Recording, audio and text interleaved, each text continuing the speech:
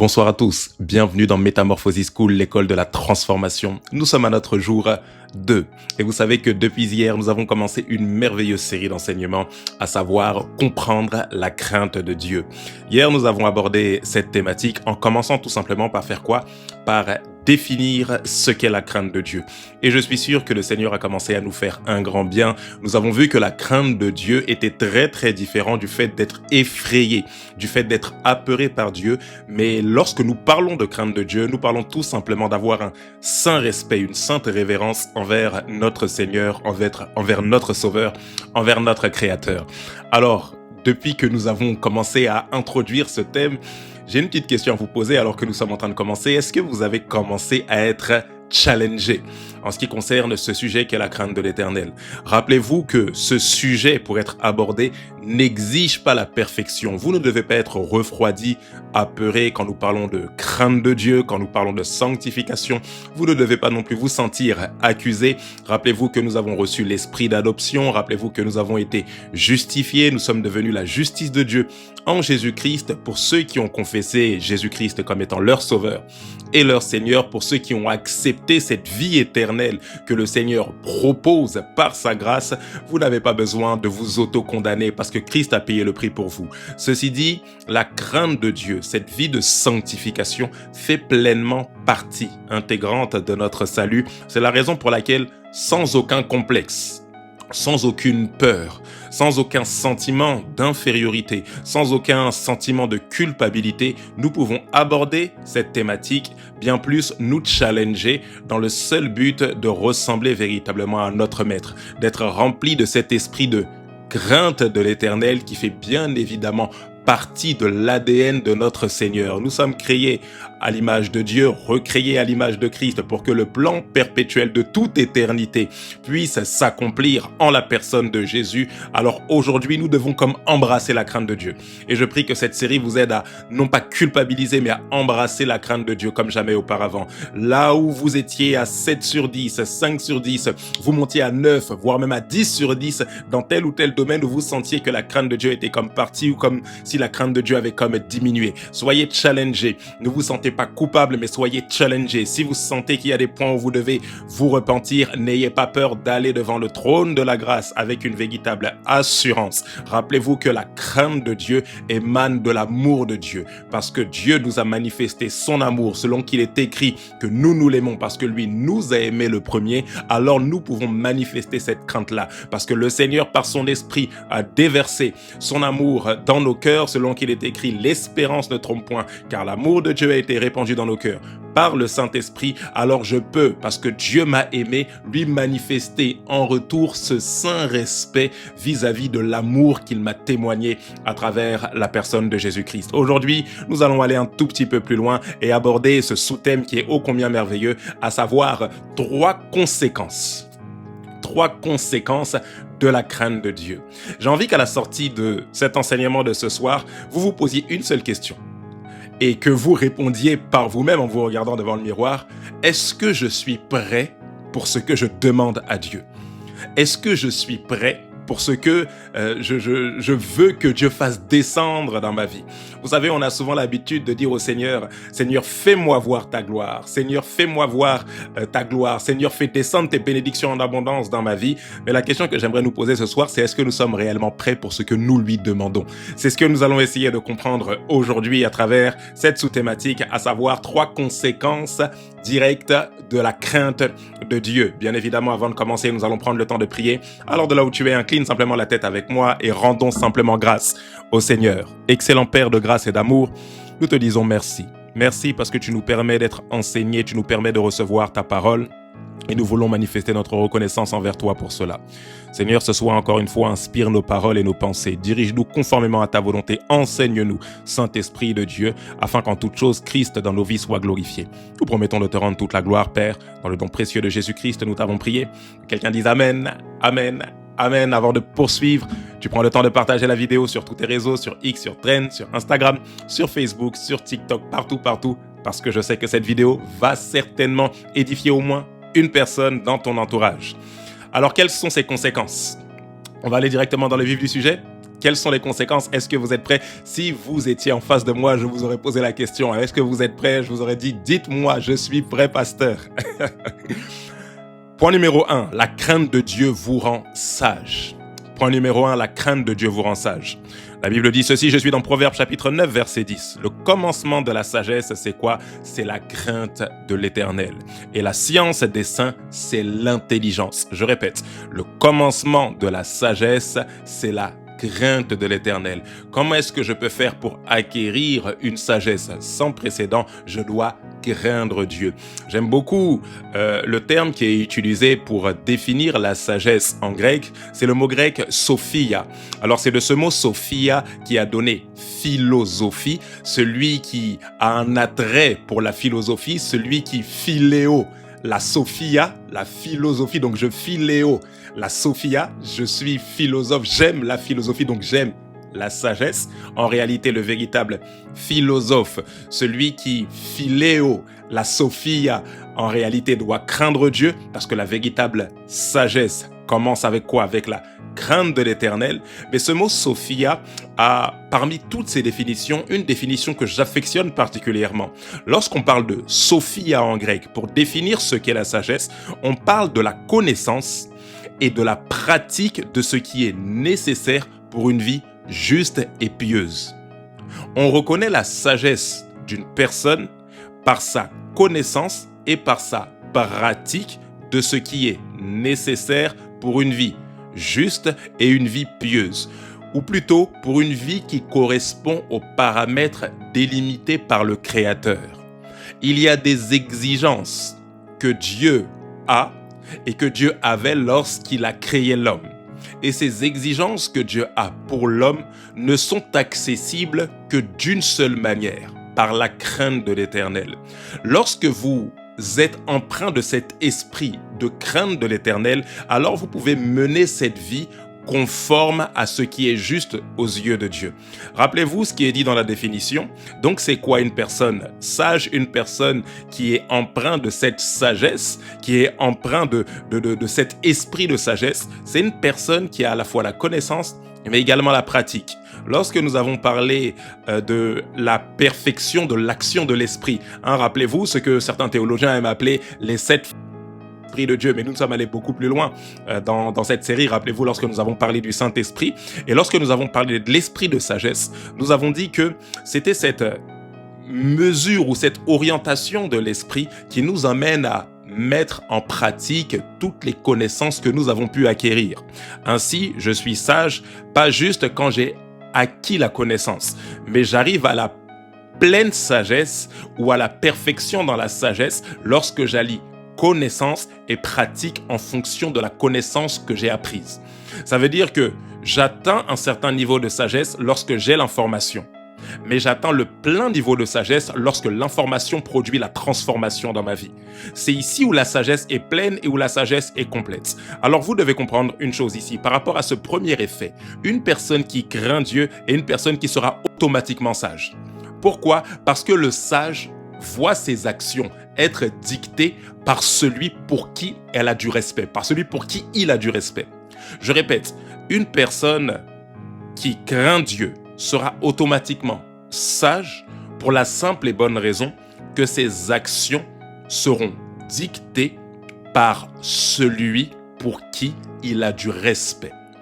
Une personne sage verra, ou une personne qui craint Dieu verra toujours ses actions motivées par le saint respect qu'elle a vis-à-vis de ce Dieu-là. Pas pour le Dieu qu'elle prie, pas pour le Dieu pour qui elle jeûne ou elle fait des temps de retraite, des temps de jeûne et prière. Non.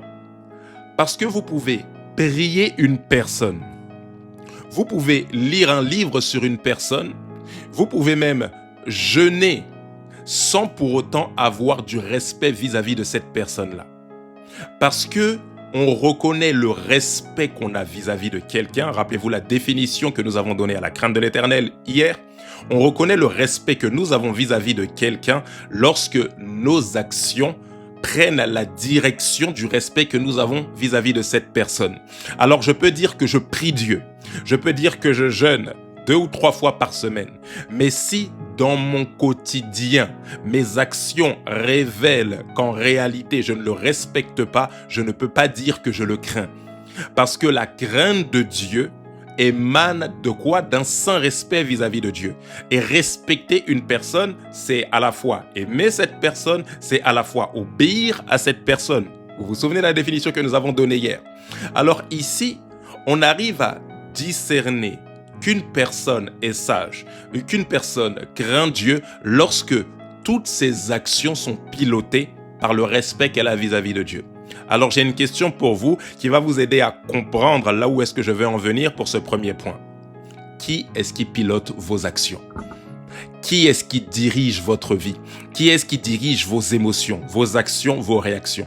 Vous savez que vous avez du respect pour Dieu lorsque face à une situation donnée, une situation qui vous pousse dans vos retranchements, une situation qui vous pousse à sortir de vos gonds, une situation qui vous pousse à vous mettre en colère, une situation qui vous pousse à médire, mais parce que vous avez du respect pour la présence de Dieu. Oh, vous devez comprendre une chose, il existe une légère différence entre avoir conscience de la présence de Dieu et respecter la présence dont nous avons conscience. On peut me répéter sans cesse que Dieu est là. Je peux moi-même dire que Dieu est là. Je peux dire que je sais que Dieu est omniprésent. Et je peux savoir même que Dieu est omniprésent et que Dieu me regarde, sans pour autant que ça motive un changement d'action dans mon quotidien.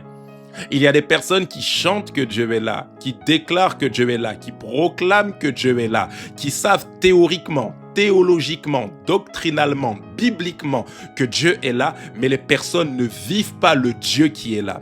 En réalité, elles sont capables de faire toutes sortes de choses dans la présence de Dieu. Elles sont capables d'avoir tout type d'attitude. Cette semaine, nous parlerons même de la crainte de Dieu qui doit se manifester même au sein de l'église locale. Il y a des personnes qui ont tout type de comportement. Elles sont capables de dire que Dieu est là, que Dieu est omniprésent, que Dieu est omniscient, qu'il habite dans nos cœurs, mais pourtant ces personnes sont capables de médire, ces personnes sont capables de critiquer à outrance, ces personnes sont capables d'indexer, ces personnes sont capables de juger négativement sans essayer d'émettre des critiques constructives, mais dans le seul but de dévaloriser, d'évaluer, d'amoindrir, de rabaisser les autres. En réalité, elles savent peut-être que Dieu est là, mais elles ne respectent pas la présence de ce Dieu qui est là. Vous savez, il y a des personnes qui peuvent être là, et puis, le fait qu'elle soit là, ça ne vous fait strictement rien.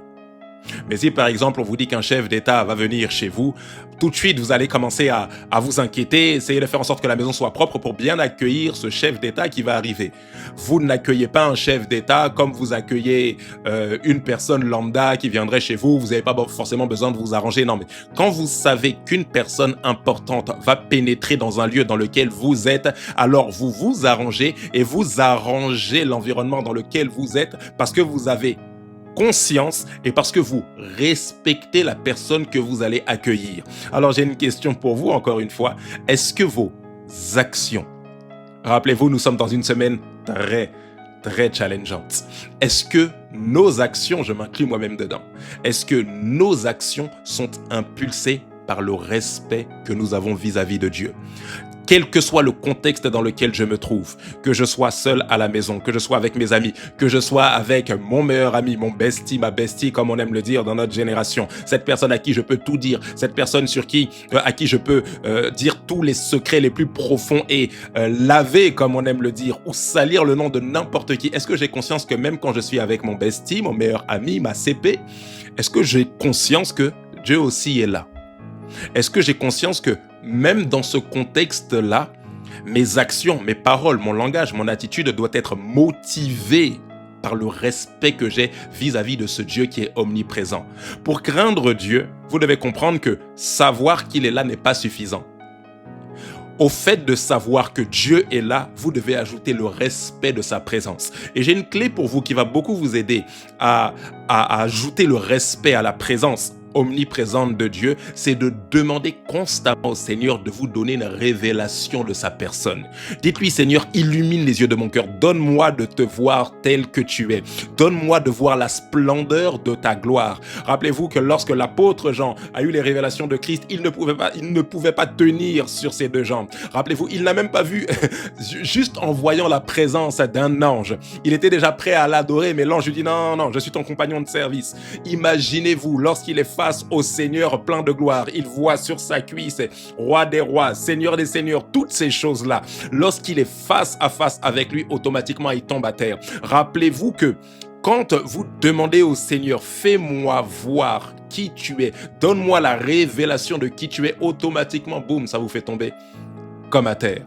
Demandez au Seigneur une révélation sans précédent de sa personne. Seigneur, fais-moi voir qui tu es. Seigneur, donne-moi de ne pas juste être conscient que tu es là, mais donne-moi d'avoir ce saint respect vis-à-vis de ta personne. Rends-moi bien plus qu'être conscient, mais donne-moi de véritablement respecter ta présence en tout lieu, en tout temps et en toutes circonstances. Demandez une révélation de Dieu, je vous assure, ça va augmenter. Quand Dieu se révèle à vous, ça augmente le niveau de respect. Vous ne parlerez plus de la même manière quand vous serez en présence de qui que ce soit, que vous soyez dans le secret avec un ami, que vous soyez avec un groupe d'amis qui commence à critiquer, vous n'aurez plus le même langage. Pourquoi? Parce que votre bouche sera comme limitée par qui? Par le respect que vous avez vis-à-vis de ce Dieu-là. Vérité numéro 2, la crainte de Dieu attire la gloire de Dieu. Oh, que j'aime ce point. La crainte de Dieu attire quoi? Attire la gloire de Dieu. Vous devez comprendre une chose. Il est possible, et vous devez le noter, il est possible d'aimer une atmosphère de miracle sans être capable de supporter le poids de la gloire de Dieu. Je répète, il est possible d'aimer l'atmosphère de miracle sans être en mesure de supporter le poids de la gloire de Dieu. Il y a une petite différence entre l'atmosphère de miracle et le poids de la gloire de Dieu. Je vais vous donner plusieurs exemples pour que vous puissiez comprendre. D'une manière générale, lorsqu'on parle de la gloire de Dieu, alors il y a plusieurs termes. Dans l'Ancien Testament, vous avez la kabod, que beaucoup de personnes connaissent. Vous avez aussi un terme qui n'est pas forcément écrit dans les Écritures, mais qui est beaucoup employé, à savoir la Shekinah, qui parle de la présence tangible, palpable de Dieu dans un point donné. On reviendra sur cet enseignement de la gloire de Dieu. On en a partiellement parlé lorsque nous avons abordé l'adoration, mais nous reviendrons plus en détail en parlant de la gloire de Dieu. Et vous avez ce terme doxa dans le Nouveau Testament. J'aime beaucoup le mot doxa qui décrit tout simplement la vraie nature d'une chose, l'expression de tout ce que Dieu est. Lorsque on voit la gloire de Dieu, on voit Dieu dans sa vraie nature. Alors vous devez comprendre une chose. Il y a une différence entre l'atmosphère de miracle. Pourquoi? Parce que l'atmosphère de miracle révèle la capacité de Dieu. Les miracles révèlent la capacité de Dieu, alors que la gloire de Dieu révèle la vraie nature de Dieu. Les miracles sont compris dans la nature, mais la nature n'est pas limitée aux miracles. Les miracles sont compris dans la nature. Ça veut dire que lorsque je vois la capacité de Dieu, lorsque je vois que Dieu est capable d'équiper un homme pour lui donner des paroles de connaissance, c'est sa gloire. Pour lui donner des paroles de sagesse, pour lui donner des prophéties, et que l'homme de Dieu, le prophète, prophétise, c'est la gloire qui est manifestée parce que dans la capacité divine, il y a la nature divine, bien évidemment. Mais la capacité divine n'est pas uniquement la nature divine, ou la nature divine n'est pas limitée à la capacité divine. Tout ce que Dieu fait ne révèle pas ou n'est pas la seule révélation de qui il est.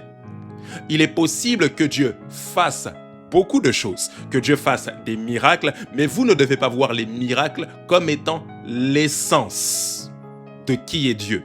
C'est en ce sens que l'apôtre Paul dissocie le fait de parler la langue des hommes et même celle des anges, mais si nous n'avons pas l'amour, nous ne sommes rien. C'est en ce sens qu'il dit que je peux avoir la foi pour déplacer les montagnes, donc avoir une foi miraculeuse, mais si je n'ai pas la substance du miracle, c'est comme si rien ne s'était passé. Pourquoi? Parce que tout ce que Dieu fait, il le fait à partir d'une essence, et c'est cette essence divine qui est tout simplement appelée la gloire de Dieu. Alors ici, vous devez apprendre à cultiver quelque chose. Cultiver non pas le désir de voir simplement Dieu en action, mais vous devez cultiver le désir de voir Dieu dans sa vraie nature. Il est possible que vous soyez friand de miracles. Seigneur, agis dans ma vie et le Seigneur amène une bénédiction. Vous êtes content, vous êtes joyeux. Mais dès lors où la vraie nature de pureté, de sainteté, de splendeur, d'amour de Dieu se manifeste, automatiquement vous avez envie de fuir. Vous n'êtes pas à l'aise dans sa présence. C'est en ce sens que beaucoup de personnes aiment quand il y a des guérisons, aiment quand il y a des miracles, des mains, des pieds qui poussent, mais sont très très mal à l'aise lorsqu'on aborde le sujet de la sanctification. On va voir 2 exemples bibliques pour que vous puissiez comprendre ce que je suis en train de dire. Premièrement, nous allons voir l'exemple d'Adam. Genèse chapitre 3, verset 7 jusqu'au verset 10, la Bible dit ceci: « Les yeux de l'un et l'autre s'ouvrirent, ils connurent qu'ils étaient nus, et ayant cousu des feuilles de figuier, ils s'en firent des ceintures. Alors ils entendirent la voix de l'Éternel qui parcourait le jardin vers le soir, et l'homme et sa femme se cachèrent loin de la face de l'Éternel, au milieu des arbres du jardin. Mais l'Éternel Dieu appela l'homme et lui dit: Où es-tu? Il répondit: J'ai entendu ta voix dans le jardin, et j'ai eu peur parce que je suis nu, et je me suis caché. » Contexte, rappelez-vous, Dieu crée un environnement pour l'homme. Le premier homme à proprement dit, mais pour l'humanité d'une manière générale, il crée un environnement pour l'homme. Il place le premier homme dans cet environnement-là, donc il le place dans le jardin, il lui demande de cultiver et de garder. L'homme transgresse en mangeant le commandement de Dieu qui lui disait de ne pas manger le fruit de l'arbre de la connaissance du bien et du mal. L'homme transgresse le commandement de Dieu et mange de ce fruit. Automatiquement, qu'est-ce qui se passe? Ses yeux s'ouvrent. Le fruit de l'arbre de la connaissance du bien et du mal donne une capacité divine à l'homme. Laquelle? Celle de connaître le bien et le mal. C'est la raison pour laquelle, une fois que l'homme a mangé et que Dieu a fini de prononcer ses sentences, il dit: voici l'homme est devenu comme l'un de nous, capable de connaître le bien et le mal. Mais c'est bizarre. Dès l'instant où ses yeux s'ouvrent et que l'homme prend conscience du bien et du mal, automatiquement, la gloire le quitte. Il a comme un sentiment de nudité. Et il a un sentiment de nudité tel que dès qu'il entend la voix de Dieu qui parcourt le jardin, automatiquement, il veut se cacher. Mais regardez ce qui est frappant. L'homme se cache où? Il ne se cache pas en dehors du jardin. Non, il se cache derrière des feuilles, il se fait des feuilles de figuier, il se cache au milieu même du jardin, dans le jardin même que Dieu a créé. Dans le jardin que Dieu a créé par sa capacité. Il est effrayé par la gloire de Dieu, mais il n'est pas effrayé par l'environnement que Dieu a créé. L'homme est effrayé par la voix de l'Éternel qui parcourt le jardin, mais l'homme n'est pas effrayé par le jardin que l'Éternel lui-même a créé. C'est en ce sens que vous voyez que on peut être à l'aise dans ce que Dieu fait, tout en étant mal à l'aise avec ce que Dieu est. Deuxième exemple pour aller un peu plus loin. On va prendre l'exemple du peuple d'Israël. J'espère que vous comprenez ceci. J'aime tellement la parole de Dieu. La parole de Dieu est tellement riche. Exode chapitre 20, verset 18, nous sommes dans le cadre de l'Éternel qui donne sa loi au peuple d'Israël. Tout le peuple entendait les tonnerres et les sons des trompettes. Il voyait les flammes de la montagne fumante. À ce spectacle, le peuple tremblait et se tenait dans l'éloignement. Ils dirent à Moïse: parle-nous toi-même et nous écouterons. Mais que Dieu ne nous parle point et que nous ne mourions. Moïse dit, mais que Dieu ne nous parle point de peur que nous ne mourions. Moïse dit au peuple: ne vous effrayez pas, car c'est pour vous mettre à l'épreuve que Dieu est venu, et c'est pour que vous ayez sa crainte devant les yeux. Est-ce qu'il n'y a pas pour vous un non-sens ici? Moïse dit au peuple: ne vous effrayez pas, Dieu veut voir si vous avez de la crainte assez pour lui. Ne vous effrayez pas, Dieu veut voir ou Dieu veut que vous ayez de la crainte. Ne vous effrayez pas, Dieu veut que vous ayez de la crainte. Ne vous effrayez pas, Dieu veut que vous ayez de la crainte. Moïse fait la différence ici entre la peur de Dieu et la crainte de l'Éternel. Il fait la différence entre le fait d'être effrayé par Dieu, avec comme ce sentiment que Dieu va nous punir, et le fait de respecter la présence de Dieu. Voilà pourquoi il leur dit non, ne vous effrayez pas, mais Dieu vous met à l'épreuve pour que vous ayez sa crainte devant vos yeux, afin que vous ne péchiez point. Le peuple restait dans l'éloignement, mais Moïse s'approcha de la nuée où était Dieu. Voici le peuple d'Israël qui a assisté à tous les miracles que Dieu a fait pour les sortir d'Égypte. Le peuple d'Israël a assisté à la main puissante de Dieu devant Pharaon pour les libérer de la captivité. Ils ont assisté à la mer qui s'est fendue en deux. Ils ont assisté aux sauterelles qui ont été répandues, à la mort des troupeaux, à la mort même des premiers-nés. Ils ont vu le bras de l'Éternel en action en Égypte. Ils ont vu les miracles de Dieu. Mais voici la gloire de Dieu qui se présente et Dieu qui vient pour leur parler. Et on entend des tonnerres, c'est-à-dire la vraie nature de Dieu, le poids de sa gloire vient se manifester. Et cette nation, ce peuple d'Israël, qui n'était pas effrayé par les miracles qu'ils ont vus en Égypte, se retrouve effrayé face à la gloire de ce Dieu qui a fait ces miracles en Égypte. Pourquoi? Parce que lorsque la vraie nature de Dieu se manifeste, lorsque sa gloire se manifeste, lorsqu'il se manifeste tel qu'il est, et non pas tel qu'il fait simplement, lorsqu'il se manifeste tel qu'il est, vous voyez tel que vous êtes. C'est comme ça que beaucoup de personnes, chaque fois qu'on parle de sanctification, se sentent comme condamnées, accusées. Elles se sentent comme pointées du doigt. Non pas nécessairement que la prédication de la sanctification ait un message de condamnation, mais la prédication de la sanctification révèle la nature de ce Dieu saint. Et quand je vois toute sa sainteté, en réalité, ça révèle mon impureté, ça révèle mes cachotteries, ça révèle mes mensonges, ça révèle mes dissimulations, ça révèle même ce que je fais dans le secret alors que personne ne voit, alors que mon époux ne voit pas, que mon épouse ne voit pas, que mes enfants ne voient pas, que mes enfants spirituels ne voient pas, que Instagram, que TikTok ne voit pas, que celui qui est omniscient et omniprésent est le seul à voir. Ça révèle en réalité toute cette, pas capacité, mais nature de Dieu, qui en réalité est un Dieu saint. Oh, je vous assure, vous devez arriver au niveau où ce que vous désirez, ce n'est pas juste « Seigneur, fais-moi voir ce que tu es capable de faire », mais « Seigneur, fais-moi voir qui tu es ». Une personne qui marche dans la crainte de l'Éternel est une personne qui verra la gloire de Dieu. Pourquoi? Parce que lorsque vous marchez dans la crainte de l'Éternel, cette vie de sanctification, automatiquement, je vous l'ai dit hier, vous rappelez à Dieu sa nature. Et rappelant à Dieu sa nature, vous serez à l'aise lorsque, dans votre présence, Dieu manifestera sa nature. Oh, j'espère que vous aimez la parole de Dieu. Le temps me manquerait, nous sommes déjà quasiment à la fin de notre enseignement, mais il y a l'exemple de Jésus avec l'hostilité qu'il a rencontrée à Nazareth. Rappelez-vous ce qui s'est passé, il ne put faire aucun miracle. Waouh!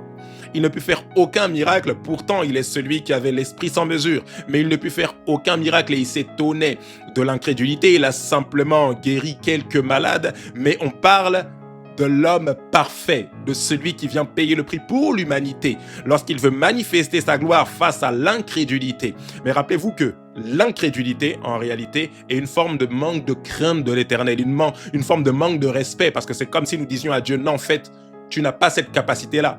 Mais je vous ai dit au préalable que dans la nature de Dieu, il y a la capacité de Dieu. Donc quand vous manquez de foi, quand vous faites preuve d'incrédulité, c'est comme si vous disiez au Seigneur, non, en réalité, j'ai pas de respect parce que je n'ai pas conscience de ce que tu es capable de faire.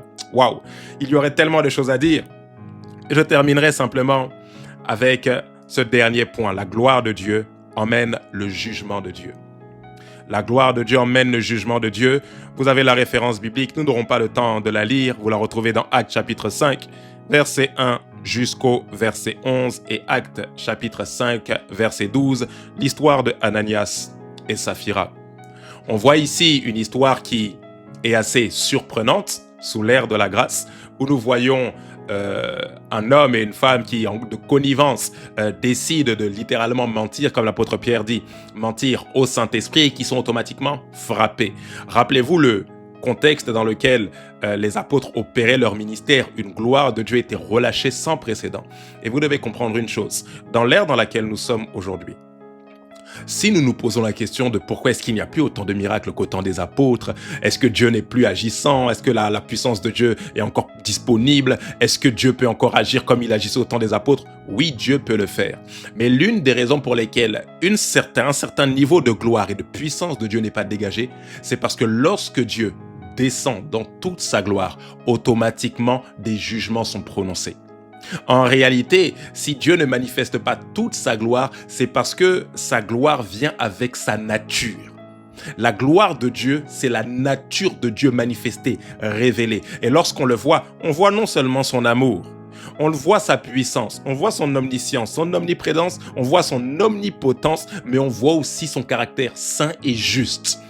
Vous ne pouvez pas dire au Seigneur, Seigneur, manifeste ta toute puissance, et en même temps dire, Seigneur, non, nous allons rester dans nos péchés, dans nos iniquités, nous allons rester dans notre impudicité. Non, vous ne pouvez pas. On ne peut pas demander au Seigneur de manifester un certain niveau de puissance si nous ne sommes pas prêts à marcher dans la crainte de l'Éternel. Lorsque la gloire de Dieu est manifestée à une telle échelle que Dieu est palpable, tangible, à l'image des apôtres au temps de l'Église primitive, automatiquement, ça prononce des sentences de jugement. À l'image de ce qui s'est passé avec Ananias et Saphira, je vous laisserai le temps de prendre la lecture, de lire à la maison. Acte 2, verset 43, la Bible dit ceci: « La crainte s'emparait de chacun et il se faisait beaucoup de prodiges et de miracles par les apôtres. » Les miracles étaient précédés par quoi? Par la crainte qui s'emparait de tout un chacun. Nous sommes en train de chuter et j'ai une question pour vous pour ce soir. Je sais que vous voulez voir Dieu agir comme jamais auparavant. Mais est-ce que vous êtes prêts à voir Dieu véritablement descendre dans votre vie? Je sais que vous voulez voir Dieu vous utiliser puissamment avec des miracles, puissamment avec des transformations, avec des restaurations, puissamment dans toute sa gloire. Mais est-ce que vous êtes prêts à supporter le poids de sa gloire, ou est-ce que lorsque sa gloire descendra, vous vous cacherez à l'image d'Adam ou à l'image du peuple d'Israël et vous direz non, non Seigneur, je suis pas prêt pour ça? Ou est-ce que lorsque sa gloire descendra, vous vous sentirez tellement accusé que vous allez vous dire non, ça c'est pas Dieu, parce que Dieu n'accuse pas, non, Dieu est amour?